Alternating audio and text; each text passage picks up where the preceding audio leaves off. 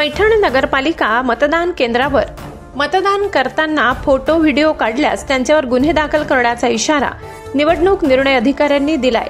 पैठण नगरपालिका निवडणूक संदर्भात आयोजित करण्यात आलेल्या पत्रकार परिषदेमध्ये हा इशारा निवडणूक निर्णय अधिकारी तथा उपजिल्हाधिकारी नीलम बापना यांनी दिलाय। पैठण नगर परिषद सार्वत्रिक निवडणूक संदर्भात शनिवार दिनांक 8 नोव्हेंबर रोजी तहसील कार्यालयात आयोजित करण्यात आलेल्या पत्रकार परिषदेमध्ये निवडणूक निर्णय अधिकाऱ्यांनी विविध प्रकारची यावेळी माहिती दिली।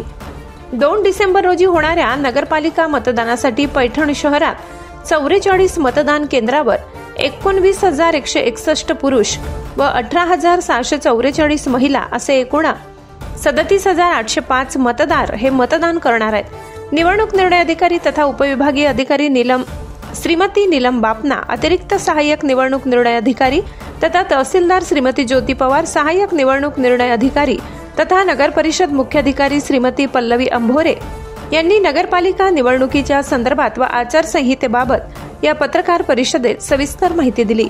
या पत्रकार परिषदेला नायब तहसीलदार राहुल बनसोडे, नायब तहसीलदार प्रभाकर घुगे, नायब तहसीलदार कृष्णा मशरूप, नायब तहसीलदार कैलास बहुरे, निवडणूक नायब तहसीलदार वैशाली कांबळे यांची प्रमुख उपस्थिती होती।